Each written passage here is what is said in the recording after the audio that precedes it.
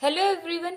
आज की क्लास में हम स्टार्ट करेंगे फ्रिक्शन। ये फ्रिक्शन का फर्स्ट चैप्टर है, यूनिट थर्ड। अब फ्रिक्शन होता क्या है? फ्रिक्शन क्या होगा? फ्रिक्शन एक अपोजिंग फोर्स है that comes into play when one body moves over the surface of other body. जब हम एक बॉडी के ऊपर किसी भी दूसरी बॉडी को मूव करते हैं, जैसे मार्कर होगा और नीचे ये बोर्ड है, तो बोर्ड के ऊपर बॉडी जो फर्स्ट बॉडी है वो हो गया बोर्ड और सेकंड बॉडी कौन सी है? मार्कर। तो उस टाइम पे जब हम मार्कर को मूव करते हैं तो मूव करने में हमें फोर्स लगाना पड़ेगा। क्यों? क्योंकि हमें फोर्स लगाना पड़ेगा इसके फ्रिक्शनल फोर्स को ओवरकम करने के लिए। तो फ्रिक्शन क्या होता है? वो अपोजिंग फोर्स है जो कब आता है? That comes into play when one body moves over the surface of other body। Friction तब अपना रोल प्ले करना स्टार्ट करेगा जब एक बॉडी दूसरी बॉडी पर अपनी मोशन स्टार्ट करेगी। अगर मोशन स्टार्ट नहीं होती है, बॉडी एज इट इज रखी हुई, तो फ्रिक्शन जीरो है। अब यहाँ पर कोई फ्रिक्शन नहीं है। फ्रिक्शन कब आएगा? जब ये बॉडी मूव करना स्टार्ट करेगी। तो फ्रिक्शन हो गया अपोजिंग फोर्स। अपोजिंग क्यों है? क्योंकि फ्रिक्शन अगर किसी भी बॉडी पर हम फोर्स इस तरफ लगा रहे, इस बॉडी को हम, जैसे कोई भी मास है, 5 किलोग्राम का मास है, कोई भी बॉक्स है, उसको हम मूव कर रहे इस तरफ, तो फ्रिक्शनल फोर्स लगेगा इस तरफ। ठीक है, इसलिए हम इसको बोलते हैं अपोजिंग फोर्स। अप्लाइड फोर्स से अपोजिट डायरेक्शन में है। ठीक है, तो ये हो गया फ्रिक्शन। अब हम इसका कोज देखते हैं कि फ्रिक्शन का कोज क्या होता है। Cause of friction. अब मेनली जो फ्रिक्शन होता है वो मेनली किसकी वजह से होता है? Due to roughness of two solid surfaces. जो दो सरफेसेस हमने लिए उसकी रफनेस की वजह से क्या होता है? फ्रिक्शन होता है। अब ये रफनेस का मीनिंग क्या होगा? रफनेस का मीनिंग मतलब जैसे हम कोई भी सरफेस लेते हैं, हम हाथ लगाकर देखेंगे वो काफी रफ लगेगा, तो इसका मतलब क्या? रफनेस का मीनिंग, जैसे हमने एक बॉडी ली, ये हो गई बॉडी फर्स्ट। अब इस बॉडी पर जो ये हील्स हैं और जो ये वैली है, ये हो गई हील और ये हो गई वैली।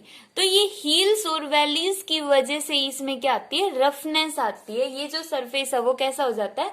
रफ हो जाता है। और इसी की वजह से क्या आता है? फ्रिक्शन। अब इसकी वजह से फ्रिक्शन कैसे आएगा? देखो, हमने इसके ऊपर जो दूसरी बॉडी रखेंगे, ऑब्वियस सी बात है कि जो दूसरी बॉडी हमने रखी है उसके अंदर भी कुछ ना कुछ रफनेस होगी, चाहे कम हो लेकिन रफनेस होगी। तो जैसे ही हम दूसरी बॉडी को इसके ऊपर पुट करेंगे वो इस तरह से आएगी बॉडी। यहां पर ये हमने सेकंड बॉडी प्लेस कर दी, ये हो गई बॉडी 2। तो यहां पर देखो, जैसे ही हमने सेकंड बॉडी को फर्स्ट बॉडी पर प्लेस किया है तो यहां पर क्या होगा? दोनों की जो हील्स हैं वो एक दूसरे के साथ टच कर गई है। मीन्स यहां पर इस हील्स वाले पॉइंट पर जो दो बॉडीज के बीच में जो डिस्टेंस है वो बहुत कम है। मीन्स इस तरह से कि वो जो दोनों की दोनों बॉडीज हैं वो एक दूसरे के बिल्कुल नजदीक हैं, ऐसे टच किए हुए हैं। अगर इनकी डिस्टेंस कम है, इस पॉइंट पर डिस्टेंस अगर कम है, लेस डिस्टेंस है, तो इस केस में जो बॉन्ड बनेगा molecular bond. Molecular bond means जो सेकंड बॉडी के मॉलिक्यूल्स हैं और जो फर्स्ट बॉडी के मॉलिक्यूल्स हैं, उन दोनों में यहाँ पे एग्जिस्ट करेगा मॉलिक्यूलर फोर्स। मॉलिक्यूलर फोर्स जो डिस्टेंस के इनवर्सली प्रोपोर्शनल होता है। अगर डिस्टेंस कम है तो मॉलिक्यूलर फोर्स क्या होगा? ज्यादा होगा। तो यहाँ पे इन पॉइंट्स पर डिस्टेंस कम होने से मॉलिक्यूलर फोर्स ज्यादा हो गया। फोर्स ज्यादा हो गया तो हम यहाँ पर बोलेंगे क्या बन गए? मॉलिक्यूलर बॉन्ड बन गई। मॉलिक्यूलर बॉन्ड बन गई, बॉन्ड। अब क्या होगा? जैसे ही हम सेकंड बॉडी को मूव करवाएंगे, देखो सेकंड बॉडी मूव कर गई, हम यहाँ पे ड्रॉ कर लेते हैं कि जो फर्स्ट बॉडी है वो इस तरह से है, ये हो गई फर्स्ट बॉडी। अब सेकंड बॉडी को हम थोड़ा सा आगे लेकर आए तो ये सेकंड बॉडी की जो जो सेकंड बॉडी की पीक थी वो अब इसके ये यहां पर आ जाएगी। ठीक है, इस तरह से बॉडी इसके अंदर चली गई, सेकंड वाली बॉडी। अब देखो, जब बॉडी ने यहां से आगे मूव किया, अब यहां पर दोनों बॉडीज में क्या बना हुआ है, बॉन्ड बना हुआ है, मोलिकुलर बॉन्ड बना हुआ है, और हम यहां से इसको पकड़कर खींच रहे, इस पर हमने फोर्स लगाया हुआ है, जिसकी वजह से अब इन दोनों पॉइंट्स पर से बॉन्ड है वो टूट गया है, बॉन्ड ब्रेक हो गया है। अब बॉन्ड ब्रेक होकर बॉडी आगे मूव करेगी, अब नया बॉन्ड बनेगा इस पोजीशन पर, अब बॉन्ड यहां पर बने हैं, अब यहां पर बॉन्ड बन गए, फिर से हमें यहाँ पे फोर्स लगाना पड़ रहा है, फिर से बॉडी क्या आ जाएगी और आगे मूव कर जाएगी। अब दोबारा से बॉडी क्या हो जाएगी, इस पोजीशन पर पहुंच गई है, यहाँ पे सेकंड बॉडी। ठीक है, तो इस तरह से इसमें क्या हो रहा है, बॉन्ड बन रहे हैं, बॉन्ड बन गए, फिर हमने क्या किया, बॉन्ड को ब्रेक कर दिया, बॉन्ड पहले वाले बॉन्ड ब्रेक हुए ना, अब यहाँ पे न्यू बॉन्ड बन गए हैं, दोबारा से नए बॉन्ड बन गए दूसरी पोजीशन पर, फिर से हम फोर्स लगा रहे हैं तो फिर से ये वाले बॉन्ड ब्रेक होंगे और न्यू बॉन्ड बन जाएंगे यहाँ पर। तो बार बार बॉन्ड की फॉर्मेशन हो रही है और बॉन्ड टूट रहे हैं, इसकी वजह से यहाँ पे क्या प्रोड्यूस होगी, हीट प्रोड्यूस होगी, हीट प्रोड्यूस होगी, और हीट प्रोड्यूस होने की वजह से यहाँ पे जो बॉडी है वो कैसी हो जाएगी, हॉट हो जाएगी, गर्म हो जाएगी, बॉडी के अंदर हीट प्रोड्यूस होगी, और यही फ्रिक्शन का कोज होता है, जो इसके अंदर ये हील्स और वैलीज होती है किसी भी बॉडी की, जो रफनेस है, रफनेस मीन्स उसकी जो हील्स और वैलीज है, उसकी वजह से जो हमने ऊपर वाली बॉडी ली है, जिस बॉडी को हमने उस सरफेस पर रखा हुआ है, वो इसके साथ बॉन्ड ब्रेक कर लेते हैं, और इसी बॉन्ड की वजह से क्या आता है, फ्रिक्शनल फोर्स आता है।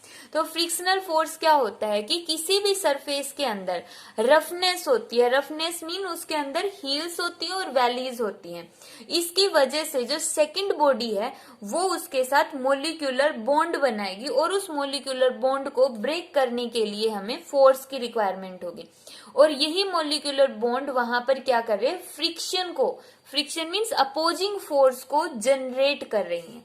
तो ये है कोज ऑफ फ्रिक्शन। एक इंपॉर्टेंट पॉइंट है यहाँ पे कि जो बॉडी का एरिया होता है, एक्चुअल में हमने क्या वर्ड यूज किया है कि जो बॉडी का एरिया एक्चुअल में दूसरी बॉडी के साथ टच कर रहा है वो कम है। हमें ऐसा दिखेगा, जैसे अगर हम बेयर आइज से देखेंगे, ये मार्कर रखा है, तो हम बोलेंगे कि इसने इतना एरिया कवर किया हुआ, जितने एरिया में ये रखा हुआ, इतने एरिया के साथ इसने बॉन्ड बनाया है नीचे, बट एक्चुअल में जो इस बोर्ड की जो रफनेस है और मार्कर की जो रफनेस है, उन्होंने यहाँ पे इन दोनों में ही क्या है, हील्स और वैलीज हैं, तो इसकी वजह से क्या हो रहा है, यहाँ पर कम एरिया में ये कांटेक्ट बना रहे, जितना हमें एक्चुअल में दिख रहा है उसके कंपैरिजन में कम एरिया में ये कांटेक्ट बना रहा है। तो एक्चुअल कांटेक्ट एरिया है वो कम होता है, एक्चुअल कांटेक्ट एरिया कम होता है जितना कि हमें दिखाई दे रहा है।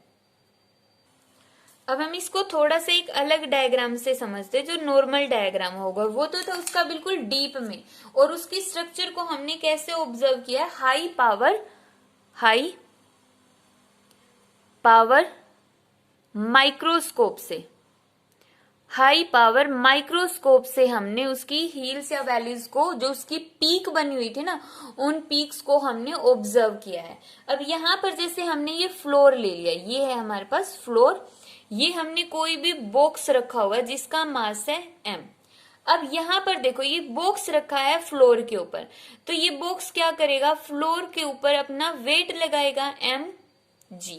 अब जो फ्लोर है इसके ऊपर क्या करेगा, फ्लोर इसके ऊपर फोर्स लगाएगा अपोजिट डायरेक्शन में, तो ये हो गया जितना फोर्स इसने लगा उतना ही फोर्स फ्लोर इसके ऊपर लगा रहा है r, जिसको हमने नाम दे दिया है r, और ये होगी इसकी नॉर्मल रिएक्शन, नॉर्मल रिएक्शन।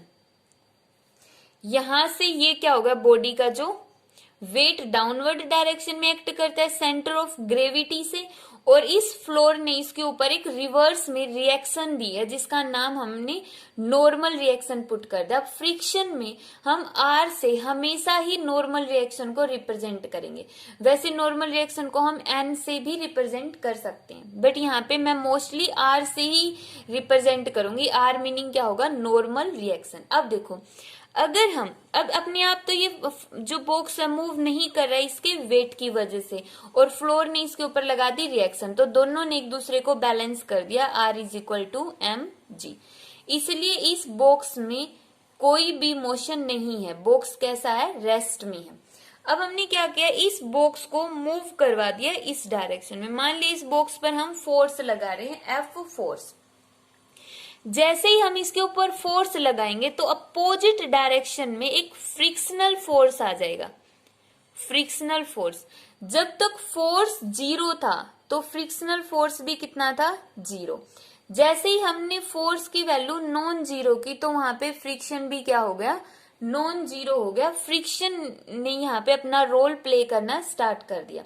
अब किस तरह से होता है वो हम आगे वाले टॉपिक्स के अंदर पढ़ेंगे। यहाँ पे ध्यान रखना है कि जब हम अप्लाइड फोर्स लगाते हैं उससे अपोजिट डायरेक्शन में फ्रिक्शन आता है। अब मान लो क्वेश्चन ये आता है कि हमने कोई फोर्स नहीं लगाया और अगर हम फिर भी बोले कि यहाँ पे फ्रिक्शन लग रहा है, फ्रिक्शन नॉन जीरो है, तो इसका मतलब तो ये होगा ना कि यहाँ पर तो हम फोर्स लगा नहीं रहे हैं, इसको इसने बैलेंस कर दिया। बच गया क्या, ये फोर्स। तो बॉडी तो अपने आप ही मूव करती रहनी चाहिए उस साइड, बट एक्चुअल में बॉडी मूव नहीं कर रही है, तो मीन्स यहाँ पे कोई भी फोर्स नहीं है। Types of friction, types of friction में फर्स्ट टाइप है स्टैटिक फ्रिक्शन। फ्रिक्शन की दो टाइप होती है, स्टैटिक फ्रिक्शन और काइनेटिक फ्रिक्शन। सबसे पहले हम देखते हैं स्टैटिक फ्रिक्शन क्या होता है। फ्रिक्शन है तो ऑब्वियस सी बात है, ये क्या होगा, एक अपोजिंग फोर्स होगा। तो फ्रिक्शन क्या होगा, the opposing force that comes into play. ये कब अपना रोल प्ले करता है, जब when an object does not move, जब कोई भी ऑब्जेक्ट है वो does not move over the surface of another. जब एक ऑब्जेक्ट दूसरे ऑब्जेक्ट के सरफेस के ऊपर मूव नहीं करता, एवन थो द फोर्स इज अप्लाइड, जबकि हम फोर्स भी अप्लाई कर रहे हैं। जैसे हमने ये लिया है, यहां पर ये होगा कोई भी बॉडी, फर्स्ट बॉडी, उस पर हमने ये सेकंड बॉडी रखी हुई है, हम इस पर फोर्स भी लगा रहे हैं, फिर भी ये बॉडी अगर मूव नहीं कर रही है तो इसका मतलब इसके अपोजिट डायरेक्शन में एक फोर्स अपना रोल प्ले कर रहा है, और उसी फोर्स को हम क्या बोलते हैं, स्टैटिक फ्रिक्शन। ये जो स्टैटिक फ्रिक्शन है तब तक अपना रोल प्ले करेगा जब तक बॉडी रेस्ट में रहेगी। जब तक बॉडी रेस्ट में रहेगी तब तक इसके अंदर क्या होगा, स्टैटिक फ्रिक्शन होगा। जैसे ही बॉडी मूव कर गई तब वहां पर स्टैटिक फ्रिक्शन खत्म हो जाएगा, स्टैटिक फ्रिक्शन का रोल खत्म। तो स्टैटिक फ्रिक्शन कब तक होगा, जब तक एक बॉडी दूसरी बॉडी पर मूव नहीं कर रही है, जबकि हम फोर्स भी अप्लाई कर रहे हैं। फोर्स अप्लाई करने के बाद भी अगर वो बॉडी मूव नहीं कर रही है तो उसको हम बोलेंगे स्टैटिक फ्रिक्शन। अब इस स्टैटिक फ्रिक्शन को समझने के लिए हम एक एग्जाम्पल लेते हैं। अब इसको समझने के लिए हमने ये तीन केसेस लिए, मीन्स एक ही मास है, ये एक मास को हमने तीन सिचुएशन में लिया हुआ है। सबसे पहले मास है तो इसका वेट होगा डाउनवर्ड डायरेक्शन में mg, और इस फ्लोर ने या टेबल ने कुछ भी लगा लो, जो ये नीचे वाला सरफेस ने इसने इसके ऊपर रिएक्शन दी r, और ये रिएक्शन किसके इक्वल होगी, r is equal to mg। अब जब तक हम यहाँ पे कोई फोर्स नहीं लगा रहे तो यहाँ पे स्टैटिक फ्रिक्शन की वैल्यू भी कितनी होगी, जीरो होगी। बट जैसे ही हमने इस डायरेक्शन में फोर्स लगाया F, मान लेते हमने फोर्स लगाया F is equal to 1 newton, तो इसके अपोजिट डायरेक्शन में एक फ्रिक्शन आएगा F। फ्रिक्शन को हम रिप्रेजेंट करते हैं स्मॉल f से, और स्टैटिक के लिए लगा दिया S। तो यहाँ पे स्टैटिक फ्रिक्शन आ जाएगा, और इस स्टैटिक फ्रिक्शन की वैल्यू भी कितनी होगी, 1 न्यूटन। तो जितना फोर्स हम अप्लाइड फोर्स लगा रहे उतना ही हमने क्या लगाया है, यहाँ पे क्या आ गया, अपने आप आ गया ये स्टैटिक फ्रिक्शन। अब ऐसा नहीं है कि अब यहाँ पे तो बॉडी ने मूव ही नहीं किया, इस केस में तो body does not move, move नहीं करेगी। अब 1 न्यूटन का मतलब बिल्कुल हमने इसको बिल्कुल ऐसे थोड़ा सा फोर्स दिया, देखो ये मार्कर के ऊपर अगर मैं थोड़ा सा फोर्स लगा रही हूं इस टाइम पे तो ये मूव ही नहीं कर रहा, तो इसका मतलब ये जो 1 न्यूटन फोर्स है इस बॉडी के, जिसको जितना फोर्स इसको मूव करने के लिए चाहिए उसके कंपैरिजन में ये बहुत कम है। जैसे इस मार्कर को मूव करने के लिए मुझे जितना फोर्स लगाइए अभी इस टाइम पे मैं उसे कम फोर्स लगा रही हूँ, फोर्स तो अभी भी लगा रही हूँ लेकिन कम है।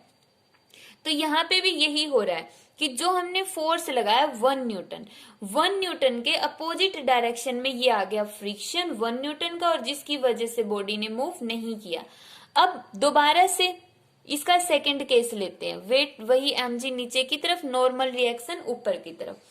अब हमने इसके ऊपर फोर्स लगाया, उसकी वैल्यू हमने थोड़ी सी बढ़ा दी, मान लिया 2 न्यूटन। अब जैसे ये है इसको मैं थोड़ा सा और ज्यादा फोर्स दे रही हूँ, अब पहले के कंपैरिजन में मैंने थोड़ा सा फोर्स बढ़ा दिया बट ये अभी भी मूव नहीं कर रहा है मार्कर। क्यों? क्योंकि अब इसके अपोजिट डायरेक्शन में अब फिर से एक फ्रिक्शन है जो स्टैटिक फ्रिक्शन, उसने अभी अपनी वैल्यू को कितना कर लिया है 2 न्यूटन। तो इस 2 न्यूटन के कंपैरिजन में अब स्टैटिक फ्रिक्शन ने अपनी वैल्यू को एडजस्ट करके कितना कर दिया, 2 न्यूटन कर दिया। तो इस केस में फिर से जितना फॉरवर्ड में फोर्स लग रहा है उतना ही बैकवर्ड में फोर्स लग रहा है, तो इस केस में भी बॉडी मूव नहीं करेगी। अब हमने क्या किया, जैसे ये मार्कर, अब हमने इसके ऊपर थोड़ा सा और ज्यादा फोर्स दिया, और ज्यादा फोर्स किया तो ये बॉडी क्या हो गई, मूव करना स्टार्ट कर गई। तो अब हमने यहाँ पे मान लिया फोर्स दे दिया 3 न्यूटन, तो अब क्या हो गया, ये बॉडी आ गई मोशन में। तो इस केस में इसने जो स्टैटिक फ्रिक्शन था उसको ओवरकम कर लिया। अब यहाँ पे अब कौन सा फ्रिक्शन आएगा, इसको हम नेक्स्ट पार्ट में पढ़ेंगे, नेक्स्ट टॉपिक के अंदर। तो यहाँ पे हमने क्या देखा कि जो स्टैटिक फ्रिक्शन होता है उसके अंदर एबिलिटी है, स्टैटिक फ्रिक्शन के अंदर एबिलिटी है अपने आप को एडजस्ट करने की। स्टैटिक फ्रिक्शन के अंदर वो एबिलिटी है कि ये अपनी वैल्यू को अपने आप ही एडजस्ट कर लेता है, जितना अप्लाइड फोर्स होगा उतना ही स्टैटिक फ्रिक्शन आ गया है। इसलिए हमने स्टैटिक फ्रिक्शन को क्या नाम दे दिया, self adjusting force. Self adjusting force means ये अपने आप ही एडजस्ट कर लेता है, ये ऐसा फ्रिक्शनल फोर्स है जो अपनी वैल्यू को अपने आप ही एडजस्ट कर लेगा। अब हम इसमें स्पेशल केस देखते हैं, जैसे मूव करने से जस्ट पहले ये वाला जो फोर्स होगा फ्रिक्शनल फोर्स, इसका एक पर्टिकुलर नेम होता है, क्योंकि इसके बाद तो अगर थोड़ा सा भी फोर्स हम लगा रहे तो बॉडी मूव कर रही है। तो इस मैक्सिमम वैल्यू ऑफ फ्रिक्शन को हम क्या बोलेंगे, limiting force of friction, limiting force of friction, जिसको हम रिप्रेजेंट करेंगे एफ सी से। एफ सी क्या है, स्टैटिक फ्रिक्शन ही है। एफ सी क्या होगा, लिमिटिंग फोर्स ऑफ फ्रिक्शन, और लिमिटिंग फोर्स ऑफ फ्रिक्शन क्या है, स्टैटिक फ्रिक्शन ही है। बट डिफरेंस क्या है, ये मैक्सिमम स्टैटिक फ्रिक्शन है, तो मैक्सिमम स्टैटिक फ्रिक्शन का नाम हो गया लिमिटिंग फोर्स ऑफ फ्रिक्शन। ठीक है, अब हम इसकी नेक्स्ट टाइप देखते हैं। सेकेंड टाइप है काइनेटिक या फिर डायनामिक फ्रिक्शन। इसका मीनिंग क्या होगा कि जो force of friction which comes into play when one body moves over the surface of other body. जैसे ये मार्कर है, अब ये बॉडी मूव कर रही है, तो मूव करते करते जब इनके बीच में जो फोर्स ऑफ फ्रिक्शन है उसको हम क्या बोलेंगे, काइनेटिक फ्रिक्शन बोलेंगे। अब काइनेटिक फ्रिक्शन दो टाइप से होगा, स्लाइडिंग फ्रिक्शन और रोलिंग फ्रिक्शन। स्लाइडिंग का मतलब जैसे ये मार्कर को हम ऐसे स्लाइड कर रहे हैं, ये होगा स्लाइड। जब ये स्लाइड करेगा तो उसको उस टाइम पे जो फोर्स ऑफ फ्रिक्शन आएगा उसको हम बोलेंगे स्लाइडिंग फ्रिक्शन। रोलिंग फ्रिक्शन का मतलब रोल करना, इस तरह से कि ये जो है रोल कर रहा है, तो वो क्या हो जाएगा, रोलिंग फ्रिक्शन हो जाएगा।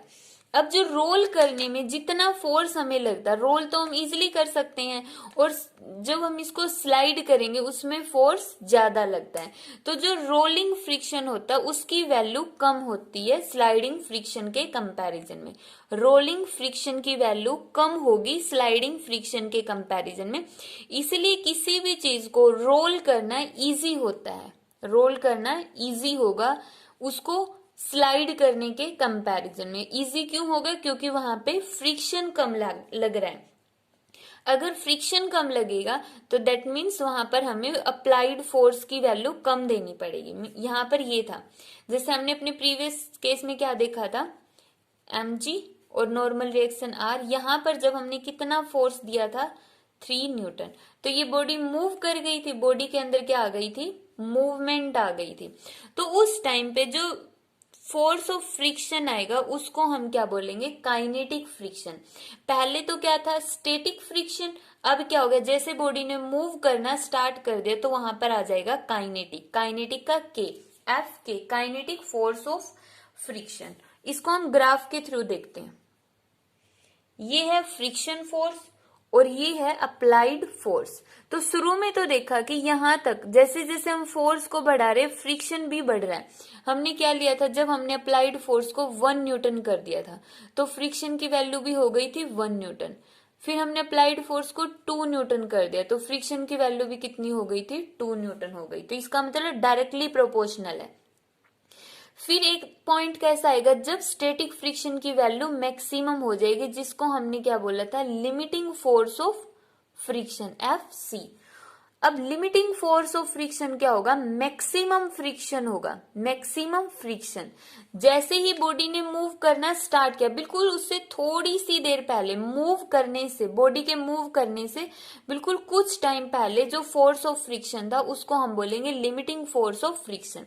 और जैसे ही बॉडी ने मूव करना स्टार्ट कर दिया, अब जो काइनेटिक या फिर हम डायनामिक फ्रिक्शन बोलते हैं वो कम होता है स्टैटिक फ्रिक्शन के कंपैरिजन में।